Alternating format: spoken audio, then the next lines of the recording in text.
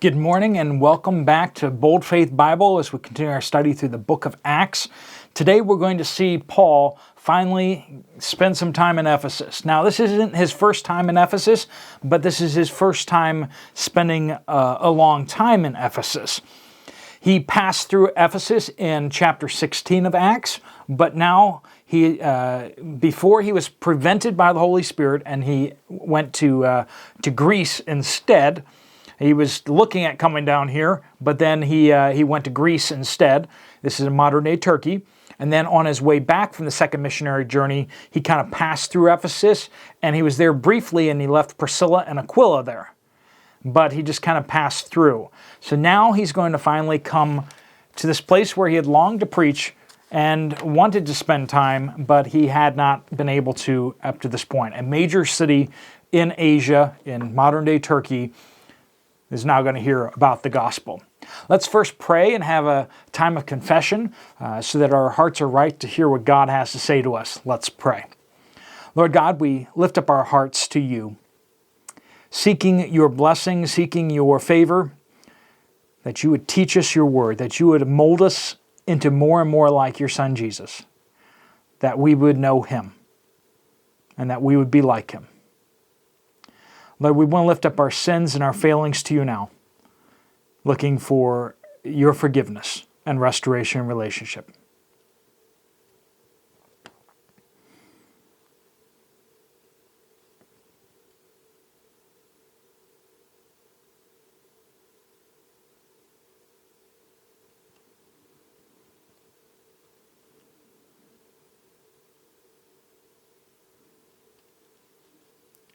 Lord, we praise you that in Christ we find the forgiveness of our sins because of his sacrifice upon the cross. Lord, we pray that you would answer the prayer for forgiveness that everyone has prayed, whether for the first time or for the 100th or the 1,000th time. Lord, help us to walk with you in obedience to all that you command. We pray these things in Jesus' powerful name. Amen. So great to have you with us this morning, and like I said, an exciting passage here. Let's pick up in Acts chapter 19, starting in verse 1. While Apollos was in Corinth, Paul traveled through the interior regions and came to Ephesus. He found some disciples and asked them, "Did you receive the Holy Spirit when you had believed?" "No," they told him, "we haven't even heard that there is a Holy Spirit." "Into what then were you baptized?" he asked them. "Into John's baptism," they replied. Paul said, "John baptized with the baptism of repentance, telling the people that they should believe in the one who was to come after him, that is, in Jesus." When they heard this, they were baptized into the name of the Lord Jesus. And when Paul had laid his hands on them, the Holy Spirit came on them, and they began to speak in other tongues and to prophesy. Now there were about 12 men in all. So John the Baptist's 12 disciples in Ephesus. Verse 8, Paul entered the synagogue and spoke boldly over a period of 3 months, arguing and persuading them about the kingdom of God. But when some became hardened and would not believe, slandering the way in front of the crowd, he withdrew from them, taking the disciples and conducted discussions every day in the lecture hall of Tyrannus. This went on for 2 years, so that all the residents of Asia, both Jews and Greek, heard the word of the Lord. Now, as I had said before, we saw this as Paul's missionary journeys get more mature. He starts spending more and more time in a place. We don't see him moving faster and faster to more and more places. We see him moving slower and slower to fewer places, going deeper with fewer people, and pouring into them so that they can pour into others. When he was young and immature, he was trying to do all the work himself. Now, as he's mature in the strategy as well as in missions, he realizes that he can't do all the work. He needs to train those who are going to do the work. So he sets up shop here in Ephesus to reach all of modern-day Turkey from this focal point here And this is a very fruitful ministry, as it says, so that all the residents of Asia, basically talking about Turkey, both Jews and Greek, heard the word of the Lord. He went deep, and the roots of his Bible teaching and the roots of his discipleship went very far. But let's back up to these 12 disciples of John the Baptist. We see here that they had been baptized into a baptism of repentance. Now, the beginning of these Bible studies, we have a time of prayer and confession and repentance, right? But you'll notice that I end that time of repentance to make sure that we are not just repenting from sin, but we're repenting to faith in Jesus. Because it is faith in Jesus that cleanses us from sin. If you want to, do mea culpas that's just Latin for, my fault, right? I don't know. Someone who has Latin. I think it's vaguely it, basically. It's I'm guilty. Guilty plea doesn't get you off the hook for what you've done. That just means you're going to get punished now for what you've done. But it does open the opportunity for you then to cry out for mercy and to plead with some judge to have a lenient sentence put upon you.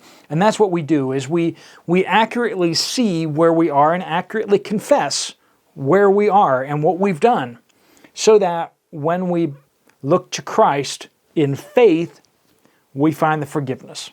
Now, like I said, we do this when we come to Christ and are saved. But we find that restoration of relationship again and again. It's not like you're getting saved again and again, right? It's not like if you die without having confessed something you lose. Some faith traditions are like that, where they need to have a priest or something like that pray a special prayer over you just in case you forgot to confess something. But that's not what we're talking about. We're talking about restored relationship. Once we enter into that relationship with Christ and we are saved by Christ, we are saved indeed. So these guys have not been saved. They've repented. They've realized that they need God. They need salvation, but they still haven't met the one who can actually grant that mercy to them. And so Paul says, you need to believe in Jesus. Jesus is the way that you can be forgiven. And so they do. When they heard this, they were baptized into the name of the Lord Jesus. They threw themselves upon the mercy of God, and in the name of Jesus they were baptized. In the Great Commission, that's what it says specifically, right? It says, baptizing them in the name of the Father, Son, and the Holy Spirit, right? We're supposed to say that. Now, does that mean we're supposed to say those exact words over them? Maybe. That's why when people get baptized, you have a tendency to hear those exact words, because we were told to do it. So let's be super literal here, but then also let's be that way in the spirit of things as well. What does it mean to be baptized in the name of the Father, Son, and the Holy Spirit? That means that you are identifying with, you are choosing to follow in the footsteps of Jesus and be his disciple. You will enter into the local church to serve and to be a part of his body when it's convenient and when it's not convenient. To be his hands and feet here on the earth, not just to live for ourselves. So they were baptized into Jesus, and they immediately are equipped with the Holy Spirit. Now, some people will point to this and like, well, they were believers, but they didn't have the Holy Spirit. But were they believers? They didn't believe in Jesus, so believers in what?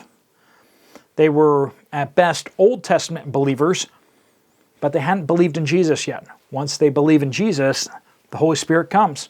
Not they believe in Jesus and then they have a special prayer service and then they get the Holy Spirit later. We see that those two events take place at the same time, just like we see Cornelius and his family. They get saved and they get the Holy Spirit.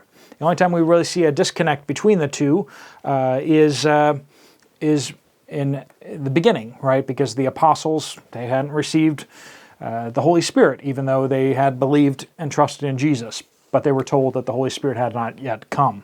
So, but then, like I said, I'm sharing that with you, but I'm not like ganging up on anyone or something like that. So if you believe differently on that, God bless you, and you can throw stuff at the screen. It's fine.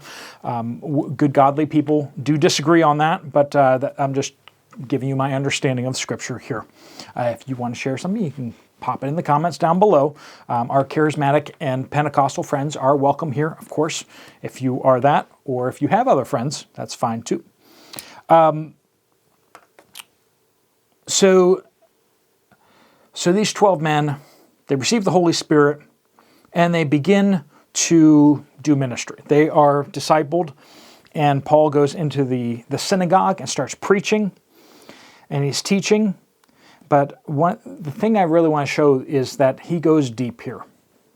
And I've kind of mentioned that before, and that's a really eye-opening thing. When you look at churches that are really healthy, one of the most consistent things that you see in healthy churches is you see pastors who have been there for a very long time. You see lay elders, lay leaders of the church that have been there for a very long time. People who have very deep relationships. They have a deep culture of following Christ. That's not mean to say dead or stagnant kind of faith, but we're talking about they've been rooted into the faith. When you have people moving in and out, when you have a big turnover, when you have people coming into leadership and then leaving leadership, it really unsettles things. It makes things difficult because there are, while on one hand you have the Holy Spirit when you get saved, there are secrets. There are depths to spiritual walk. As you go deeper, as you walk with Christ, you will have a spiritual maturity that continues to grow and grow. And in order to grow maturity-wise, it helps to have spiritually mature people around you, spiritually mature people teaching you to help you avoid pitfalls. Because when we're trying to figure out the way on our own, we have a tendency to fall into pitfalls, right? We have the accuser that is trying to trip us up and stumble and teach us falsehoods and twist us this way and that. And to have guides that have walked the path before us to help us walk the path more smoothly and fall into less pits will help us along the path. And that's what we really do need in our lives, is godly people that are pouring into us and who are guiding us, who are speaking truth into our lives, speaking to us when we don't want to hear it sometimes, and saying, this in your life is not going to help you in the long run. This is not good. You will not like where this ends up. We need someone to put those barriers in front of us sometimes. And that's what Paul's doing here, is he's going deep with these guys and leading them. He's been running from one city to the next after the next, putting out brush fires, because he's planted the gospel, set up a church, and then false teachers come in and start messing everything up. Here in Ephesus, we see a mature church birthed where Paul makes sure that they grow up into maturity so that they can identify the false teachers. Instead of going around putting out fires, he is preventively helping them grow up into maturity so that they don't need him to come put out the fires. You see? This maturity. There is great godliness and great approval from God for those who serve well, whether it's a Sunday school teacher leading third graders, or whether it's a pastor of a small church that they just feel like they're not making any difference. But over the long haul, investing yourself deeply over a long period of time is a commendable thing. And we see Paul realizing more and more over the years that that's what he needs to do in order to really reach many people for Christ. So if you've been faithful in one place and you're like, man, I wish I could go all over the world and tell everyone around about Jesus, maybe God wants you to go deep where you are. Maybe through the depth of your ministry, God can use other people to take it wide. All right, folks, let me pray a prayer of blessing over you before you head out for this day. Lord God, I pray you bless each one here. Each of us has a ministry of influence on people around us. Help us to bless those people with our lifestyle, with our teaching, with our words. Let the Bible ooze out of us and impact and influence others all around us, that we would be a blessing to all people. Lord, help us to see the meaning and the importance of the place you have planted us. Help us to see the people that you placed around us, not as they are, but as you will make them as you continue to develop them. Lord, help us to see missionaries where kids are sitting. Help us to see pastors where youth group members are sitting. And mature, godly parents when we're in the nursery. Lord, help us to see the future. Help us to see what they could be if we are faithful and we serve them and help them. Lord, we pray all these things in Jesus' powerful name. Amen. Thanks for joining in. There's a couple of Bible studies here that you can check out if you have some time. Otherwise, I'll see you guys tomorrow. God bless you all.